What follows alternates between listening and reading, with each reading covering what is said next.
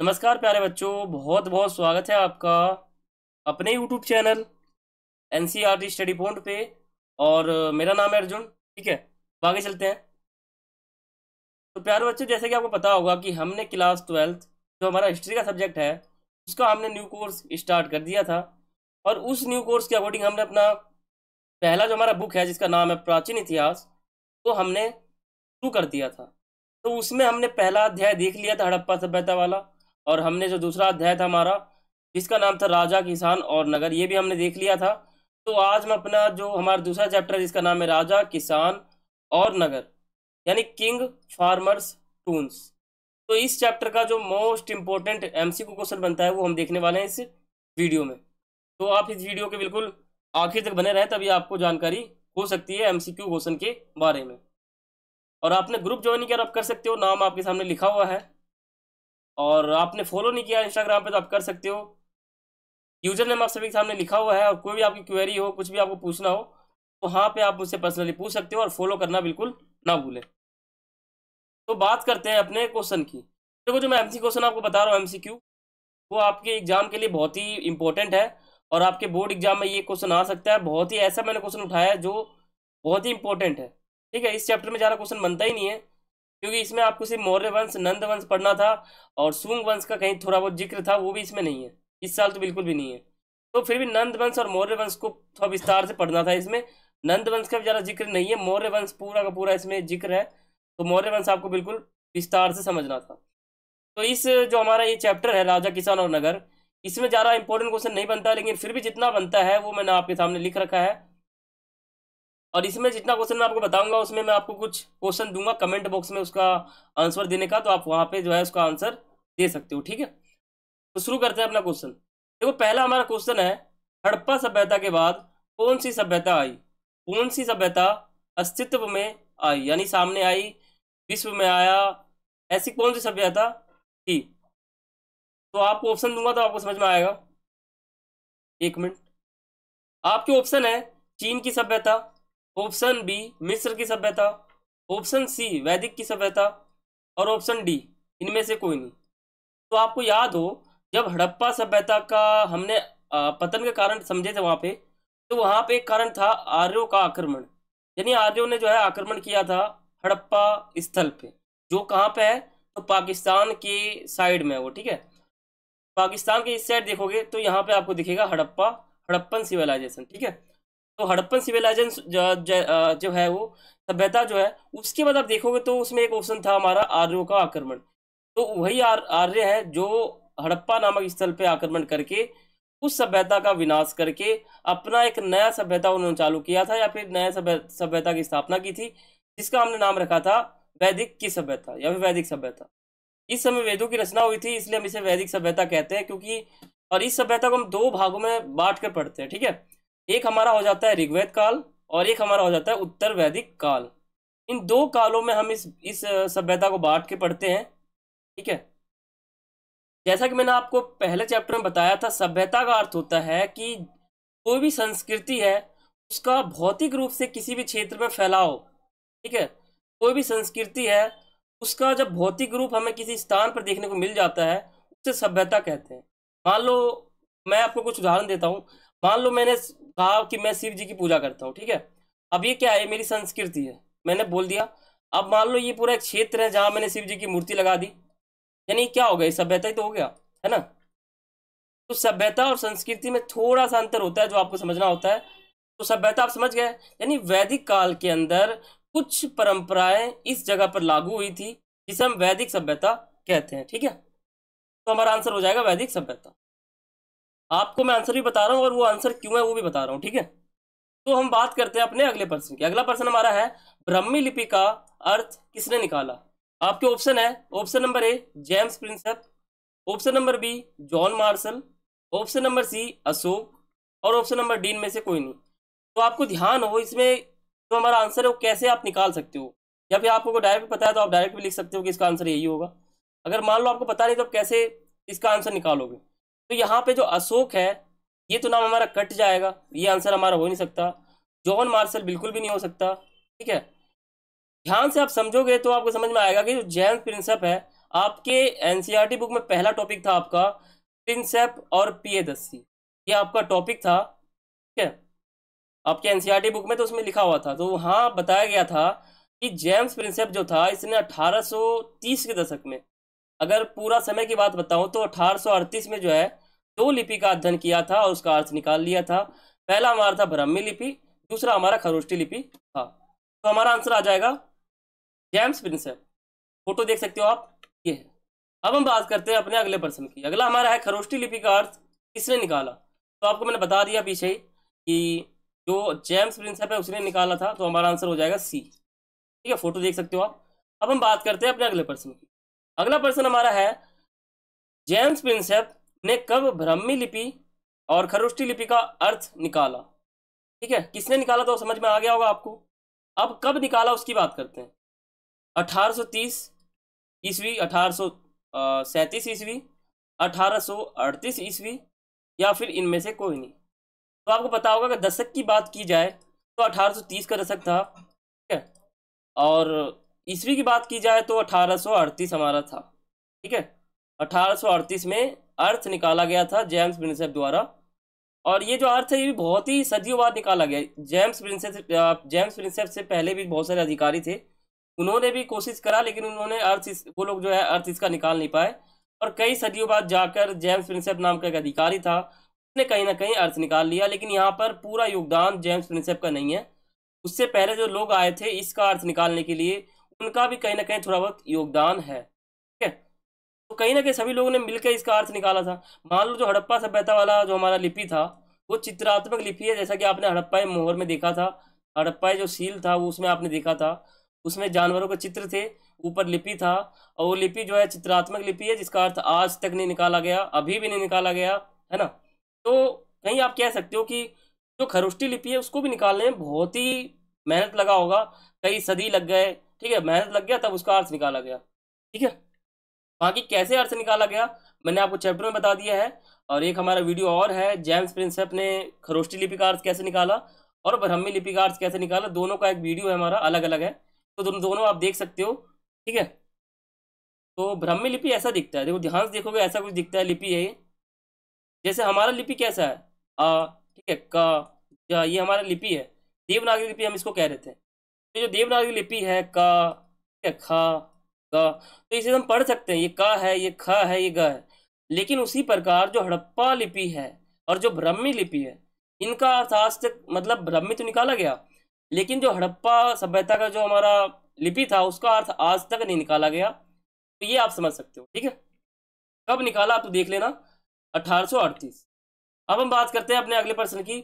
नंद वंश के बाद कौन सा वंश आया। आपके एनसीईआरटी में दिया हुआ था पूरा प्रॉपर, मैंने आपको बताया था।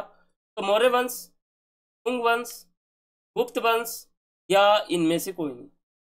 तो आप ध्यान दोगे तो नंद वंश के बाद जो हमारा मौर्य वंश आया था, आपको पता होगा, क्योंकि नंद वंश का जो संस्थापक था उसका नाम था महापद्म नंद, ठीक है, महापद्म नंद, ठीक है। और ये तो महापद्म नंद है जिसने नंद वंश की स्थापना की थी, और नंद वंश का आखिरी राजा था जिसका नाम था घनानंद। अब घनानंद ने जो है चंद्रगुप्त मौर्य का एक गुरु था, जिसे हम कौटिल्य कहते हैं, विष्णुगुप्त कहते हैं, ठीक है, चाणक्य कहते हैं, तो तीनों नाम एक ही व्यक्ति का है। तो इसके जो गुरु थे उनका अपमान कर दिया घनानंद ने। तो जो चंद्रगुप्त मौर्य था उसने सोचा कि मेरे गुरु का अपमान किया है, तो मैं जो है इसे कहीं ना कहीं, इसका जो वंश है, जो इसका शासन है, तो उसको कहीं ना कहीं मैं खत्म कर दूंगा और अपने नाम का एक नया शासन शुरू करूंगा। तो इन्होंने अपने वंश का नाम रख दिया मौर्य वंश, क्योंकि इनका नाम ही था चंद्रगुप्त मौर्य। अब हम बात करते हैं अपना अगला प्रश्न। तो अभिलेख शास्त्र, यहाँ शास्त्र आएगा। अभिलेख शास्त्र किसे कहते हैं। अभिलेख आपको पता होगा, कोई भी पत्थर, धातु, कठोर सतह, दीवार, पत्थर, जो भी कुछ ऐसा हो जो कठोर हो, जिसपे हम एकदम कहते हैं नहीं, छेनी और हथौड़े से एकदम एक तरह से कहते हैं खुदाई करके या फिर दीवार पे छेद करके कुछ लिख सके, तो उसको हम कहते हैं अभिलेख। अभिलेख शास्त्र किसे कहते हैं। तो अभिलेखों के अध्ययन को कहते हैं, या फिर खनन को कहते हैं, या फिर सोना को कहते हैं, या फिर इनमें से कोई नहीं। तो आपको पता होगा अभिलेखों के अध्ययन को अभिलेख शास्त्र कहते हैं। अब हम बात करते हैं अपने अगले प्रश्न की। जेम्स प्रिंसेप कौन था। ऑप्शन ए मानचित्रकार, ऑप्शन बी इतिहासकार, option C East India Company का अधिकारी, या इनमें से कोई नहीं। तो हमारा आंसर सी हो जाएगा। वो एक ईस्ट इंडिया कंपनी का बहुत ही प्रसिद्ध प्रमुख अधिकारी था। और कॉलिन मैकेंजी जो व्यक्ति है वो भी ईस्ट इंडिया कंपनी का अधिकारी था, बहुत ही प्रभावशाली। ठीक है, लेकिन जो फर्क है वो दोनों में यही है कि जो कॉलिन मैकेंजी है वो जेम्स प्रिंसेप से बहुत बड़ा है, 700 साल बड़ा है। ठीक है, विजयनगर जो साम्राज्य वाला हमारा चैप्टर आएगा उसमें आपको समझना है कॉलिन मैकेंजी के बारे में। ठीक है, तो कहीं ना कहीं आप कह सकते हो कि 14वीं शताब्दी के आसपास कॉलिन मैकेंजी था ईस्ट इंडिया कंपनी का अधिकारी, और 1830 तक आते आते जेम्स प्रिंसेप इसका अधिकारी हो गया। ईस्ट इंडिया कंपनी जो है ये आपने 8वीं क्लास में समझा था, 9वीं क्लास में समझा था, इतिहास का जो बुक आपका था जिसका नाम था हमारे अतीत, उसमें भी आपने समझा था ईस्ट इंडिया कंपनी के बारे में। अब हम बात करते हैं अपना अगला प्रश्न। अगला हमारा है अधिकांश अभिलेखों और सिक्कों पर डैश लिखा मिला है। Option A Sona, option B Ruby, option C Piyadasi, और ऑप्शन डी इनमें से कोई नहीं। तो आपको पता होगा जो शुरू के जितने भी अभिलेख मिले हैं उस पर एक शब्द लिखा मिला है जो मैंने आपको चैप्टर के अंदर बताया था, जिसका नाम था पियदसी। पियदसी का अर्थ होता है मनोहर मुख आकृति वाला राजा, यानी सुंदर चेहरे वाला राजा, अच्छे चेहरे वाला राजा, यानी ऐसा राजा दिखने में सुंदर लगे, हैंडसम लगे, व्यक्तित्व अच्छा हो, वैसा ये इसका अर्थ होता है। अब हम बात करते हैं अपने अगले प्रश्न की। 9वां, बौद्ध ग्रंथों के अनुसार बौद्ध ग्रंथ, आपको मैं आगे वाले चैप्टर में बताऊंगा।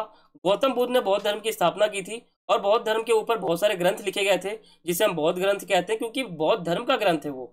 ग्रंथ का मतलब होता है पुस्तक। अब किसके संबंधित में है वो, तो वो बौद्ध धर्म से संबंधित है, तो उसका पुस्तक का नाम हम क्या रखेंगे, बौद्ध ग्रंथ। तो बौद्ध ग्रंथ के अनुसार डैश सबसे प्रसिद्ध शासक था। अब बौद्ध ग्रंथ क्या मानते हैं, बौद्ध धर्म के जो ग्रंथ लिखे गए थे वो क्या मानते हैं, कौन सबसे ज्यादा प्रसिद्ध राजा था हमारा, चंद्रगुप्त मौर्य, अशोक, बिंदुसार, या इनमें से कोई नहीं। ये तीनों पीढ़ी हैं। ठीक है, चंद्रगुप्त मौर्य जो है इसका पिता है और इसका दादा है। ठीक है, अशोक का। तो सबसे प्रसिद्ध हमारा माना जाता है अशोक। 43 वर्षों तक इसने शासन किया था। ठीक है, इसने थोड़ा कम किया था, बिंदुसार ने 28 वर्ष किया था शासन और इसने 47 वर्ष किया था। और चंद्रगुप्त मौर्य जो हमारा ये था चंद्रगुप्त मौर्य, तो इसने भी शासन किया था लेकिन थोड़ा कम किया था, लेकिन ज़्यादा जो है अशोक ने किया था। इसके बहुत अभिलेख भी हैं। ठीक है, और इन्होंने बौद्ध धर्म में जो सांची का स्तूप था हमारा उसको भी कहीं ना कहीं उसमें भी योगदान इसने दिया था। वो सभी आगे चैप्टर में आएंगे हमारे। अब हम बात करते हैं अपने अगले प्रश्न की। हमारा अगला है पत्थर, धातु, मिट्टी के बर्तन जैसी जो कठोर सतह है खुदे हुए होते हैं डैश कहलाते हैं। तो ऑप्शन है अभिलेख, ऑप्शन बी पांडुलिपि, ऑप्शन सी ताम्रपत्र, ऑप्शन डी इनमें से कोई नहीं। आपको पता होगा जो पत्थर है, जो धातु है, मिट्टी है, बर्तन है, कोई भी कठोर सतह है, उस पर जब हम कुछ कुछ लिखते हैं खुदाई करके, एकदम खोद खोद के लिखते हैं, उसको हम अभिलेख कहते हैं। ठीक है, हमारा आंसर आ जाएगा ए। अब हम बात करते हैं प्राचीनतम अभिलेख डैश भाषा में थी। शुरू में जितने भी अभिलेख मिले वो कौन से भाषा में थे, मैंने आपको बताया था दूसरे चैप्टर में। देखो जो यहाँ क्वेश्चन आपको बता रहा हूँ वो आपके बुक से बिल्कुल ऐसा उठाया गया क्वेश्चन जो आपके बुक में बहुत ही उसका इंपॉर्टेंस है, बहुत ही उसका महत्व है, बहुत ही उसकी अहमियत है। तो ऑप्शन है हमारा है Pali, option B Sanskrit, option C Prakrit, option D इनमें से कोई नहीं। तो शुरू में जो भी अभिलेख मिले हैं वो आपको पता होगा वो प्राकृत भाषा में थी। ठीक है, संस्कृत जो है वो हमारा आगे चल के मतलब वो जाना पहचाना जाता है, और पाली बहुत आगे जाता है वो। तो प्राकृत हमारा भाषा था जो बहुत ही मतलब प्राचीन था, और शुरू में जितने भी अभिलेख मिले हैं वो सभी प्राकृत भाषा में राजा बनवाते थे। ठीक है, तो ये सब कुछ था। अब हम बात करते हैं अपने अगले प्रश्न की। 12वां, लगभग डैश से संस्कृत के जो ब्राह्मण थे उन्होंने धर्मशास्त्र नामक ग्रंथ की रचना शुरू कर दी। कब शुरू की, तो आपको पता होना चाहिए 6ठी शताब्दी ईसा पूर्व को जो है रचना शुरू कर दी थी। आपको ऑप्शन भी दिखा देता हूँ। ऑप्शन ए 2री शताब्दी ईसा पूर्व, ऑप्शन बी 3री, ऑप्शन सी 6ठी, ऑप्शन डी में से कोई नहीं। मैंने आपको बता दिया कि 6ठी शताब्दी ईसा पूर्व में जो है जो संस्कृत के ब्राह्मण थे, ब्राह्मण कौन थे, किस भाषा के थे, संस्कृत के थे, तो उन्होंने कुछ ग्रंथ लिखे थे। ठीक है, ग्रंथ कौन कौन से थे, तो धर्मशास्त्र था और धर्म सूत्र था। ठीक है, सूत्र। तो दोनों की रचना जो है इसी समय में की गई थी, 6ठी शताब्दी ईसा पूर्व। 6ठी शताब्दी ईसा पूर्व का मतलब क्या है, ईसा पूर्व यानी ईसा के जन्म से पहले, शताब्दी मतलब होता है 100। ठीक है, तो ईसा पूर्व से 600 यानी 600 ईसा पूर्व के आसपास इसकी रचना हो गई। अब हम बात करते हैं मगध के शक्तिशाली होने के प्रमुख कारण कौन थे। ऑप्शन ए अच्छी कृषि की उपज, ऑप्शन बी लोहे के खदान, ऑप्शन सी हाथी की उपलब्धता, ऑप्शन डी इनमें उपरोक्त सभी। तो आपको पता होगा जो मगध है ये अभी कहाँ पे है, ये बिहार में स्थित है, ठीक है, बिहार में स्थित है ये मगध। और जो ये मगध है ये सबसे ज्यादा शक्तिशाली था उस समय। क्यों था? तो यहाँ क्योंकि यहाँ पे अच्छी कृषि की उपज थी, यहाँ पे कृषि बहुत अच्छा होता था, फसल अच्छे उगते थे, और लोहे के खादान थे, यहाँ पे लोहे जो थे बहुत अच्छी मात्रा में थे, और हाथी जो है जंगल में उपलब्ध थे, जिनका इस्तेमाल जो है मगध के जो राजा थे, ठीक है, वो सैनिक के रूप में हाथियों को भर्ती करते थे। तो ये कुछ कारण है जिसके तहत जो मगध है वो बहुत ही प्रमुख शक्तिशाली बन चुका था, ठीक है, ईसा पूर्व के आसपास। तो उपरोक्त सभी हमारा आंसर आ जाएगा इसमें। अब हम बात करते हैं आरंभ में मगध की जो राजधानी थी वो क्या थी। तो शुरू में जो है मगध की राजधानी क्या थी वो आपको बताना है। राजगृह, पाटलिपुत्र, पटना, या इनमें से कोई नहीं। तो आपको पता होगा जो मगध की राजधानी थी शुरू में तो राजगृह थी, फिर पाटलिपुत्र हो गई, और आज के समय में बात करें तो आज इसका नाम पटना रखा गया है, ठीक है। पर यहाँ पूछा क्या गया, यहाँ पूछा गया कि शुरू में मगध की राजधानी क्या थी, तो हमारा आंसर आ जाएगा राजगृह। अगर यही पूछा जाता कि वर्तमान समय में मगध की राजधानी क्या है, तो हमारा आंसर आता पटना, ठीक है। तो अब हम बात करते हैं अपना अगला प्रश्न। मौर्य साम्राज्य की स्थापना डैश ने की थी। आप सभी को पता होगा, अगर ये आपको पता नहीं है तो यानी आपने चैप्टर नहीं पढ़ा। पूरे चैप्टर में इस क्वेश्चन का जिक्र पूरा विस्तार से मैंने किया था। आपके ऑप्शन है, option number A Chandragupta Maurya, option number B Ashok, option number C Kautilya, option number D इनमें से कोई नहीं। यहाँ पूछा गया है कि मौर्य साम्राज्य एक साम्राज्य था जिसका नाम था मौर्य, तो इसकी स्थापना कब हुई? आपको पता है 321 ईसा पूर्व में, 321 ईसा पूर्व। वैसे तो 322 मानते हैं इतिहासकार, ठीक है, इतिहासकार 322 मानते हैं, लेकिन आपके एनसीईआरटी में दे रखा है 321। तो हम भी कहीं ना कहीं 321 ही मान के चलते हैं, क्योंकि एनसीईआरटी में जो भी लिखा है आपको सच मानना होता है, नंबर आपको उसी के तहत मिलते हैं। तो 321 ईसा पूर्व में जो है चंद्रगुप्त मौर्य ने जो है मौर्य साम्राज्य की स्थापना की थी। तो हमारा आंसर आ जाएगा चंद्रगुप्त मौर्य। आप इसको नोट भी कर सकते हो अपने नोटबुक में, या फिर आप रिवीजन कर रहे हो तो आप सीधे देख भी सकते हो वीडियो को, आपको समझ में आ जाएगा। 16वां हमारा प्रश्न है, कलिंग का संबंध किस राज्य से है? राजस्थान। चलो इसका आंसर आप मुझे कमेंट बॉक्स में बताना, ठीक है। कुछ क्वेश्चन आपको दे देता हूँ ताकि आपको ध्यान रहे। तो ऑप्शन आपको बता देता हूँ, देखो देखो इसमें आप ध्यान देना, हमारा डी ऑप्शन नहीं होगा। मैंने आपको तो हिंट दिया है, डी ऑप्शन हमारा नहीं है। इन तीन में से आप बताना कि कमेंट बॉक्स में इसका आंसर क्या है, ठीक है। अब हम बात करते हैं अपने 17वें प्रश्न को। अर्थशास्त्र की रचना किसने की? आप सभी को पता है कौटिल्य, जिसे हम विष्णुगुप्त कहते हैं, चाणक्य कहते हैं, उसने रचना की थी। आपका ऑप्शन आ जाएगा बी, ठीक है। अब बात करते हैं अपना अगला, इंडिका पुस्तक की रचना किसने की? मैगस्थनीज ने की थी, आप सभी को पता होगा। तो इसका ऑप्शन दे देता हूं आपको, बिंदुसार, मैगस्थनीज, या कौटिल्य, या इनमें से कोई नहीं। हमारा आंसर आ जाएगा बी, ठीक है। अब हम बात करते हैं अपना अगला प्रश्न, महामात अधिकारियों का क्या कार्य होता था? महामात अधिकारियों का क्या मतलब कार्य होता था? आपके ऑप्शन है धर्म का प्रचार करना, सेना को बुलाना, राजा को बुलाना, या इनमें से कोई नहीं। आप ध्यान से समझो तो एक आपका टॉपिक था दूसरे चैप्टर में, अशोक का धम, अशोक का हम। इसमें अच्छी अच्छी बातें थी कि बड़ों का सम्मान करना है, ठीक है, अच्छी बातें कहनी है, तो कुछ ना कुछ अच्छी बातें थी धम्म में। और धम्म का प्रचार कौन करता था? तो एक महामात नाम का एक अधिकारी था, जिसको राजाओं द्वारा नियुक्त किया जाता था, और वो पूरे क्षेत्र में घूमता था और बोलता था कि भाई धम्म का हम प्रचार कर रहे हैं, मतलब चिल्लाते रहते थे कि हाँ सभी ये काम करो, अशोक के धम्म को अपनाओ, धम्म को अपनाओ। ऐसे प्रचार जो है महामात नाम का एक अधिकारी नियुक्त होता था उस समय, वो करा करते थे। तो क्या काम होता था इनका? तो धर्म का प्रचार करना। हमारा आंसर ए आ जाएगा। मैंने आपको बताया क्यों होगा, मैं आपको सीधा आंसर नहीं बता रहा हूँ, आपको ये भी बता रहा हूँ कि ये आंसर क्यों होगा, ठीक है। आंसर क्यों होगा ऐसा वो मैं आपको बताते हुए चल रहा हूँ, ताकि आपको समझ में आए कि ये आंसर हमारा क्यों है, ये आंसर क्यों नहीं है, ये क्यों नहीं है, यही आंसर क्यों है, मैं आपको यहाँ बता चुका हूँ, तो आप देख लेना। अब हम बात करते हैं अपना अगला प्रश्न, कुषाण वंश के शासक ने अपने नाम के आगे डैश की उपाधि लगाई। ध्यान में आ गया होगा आपको, कुषाण वंश हमारे दैविक राजा पे एक टॉपिक था, उसमें देवतुल्य बोलते थे उनको। तो इसमें ऑप्शन देता हूँ आपको, ऑप्शन नंबर ए सम्राट की, ऑप्शन नंबर बी देवपुत्र की, ऑप्शन नंबर सी देवता की, या ऑप्शन नंबर डी इनमें से कोई नहीं। तो देखो यहाँ मैं आपको कुछ हिंट दे देता हूँ, इसका आंसर आप मुझे कमेंट बॉक्स में बताओगे। मैं डायरेक्ट आपको आंसर नहीं बताऊंगा। देखो आपका ए आंसर नहीं हो सकता, ठीक है, इसको आप काट लो, और आपका डी आंसर नहीं हो सकता। इन दोनों में से एक आंसर है आपका बी और सी। तो मुझे आप बताना कि बी और सी में से आंसर कौन सा है, ठीक है, कमेंट बॉक्स में आप जरूर बताना। अब हम बात करते हैं अपना अगला प्रश्न, गुप्त वंश के शासकों के बारे में जानकारी के प्रमुख स्रोत। देखो गुप्त वंश की स्थापना श्रीगुप्त ने की थी, और श्रीगुप्त जो है बहुत ही प्रमुख शक्तिशाली व्यक्ति था, और उसने की थी तो उसके बहुत सारे स्रोत भी हैं, ठीक है। गुप्त वंश जो है वो सुंग वंश के आसपास भारत के अंदर वो एक तरह से लागू हो जाता है, या फिर उसकी स्थापना हो जाती है, आप कह सकते हो। तो कहीं ना कहीं वो सुंग वंश के आसपास में उसकी स्थापना होती है। साहित्य ये प्रमुख स्रोत है, आप सोचो, अभिलेख प्रमुख स्रोत है, या फिर सिक्के प्रमुख स्रोत है, या फिर उपरोक्त सभी।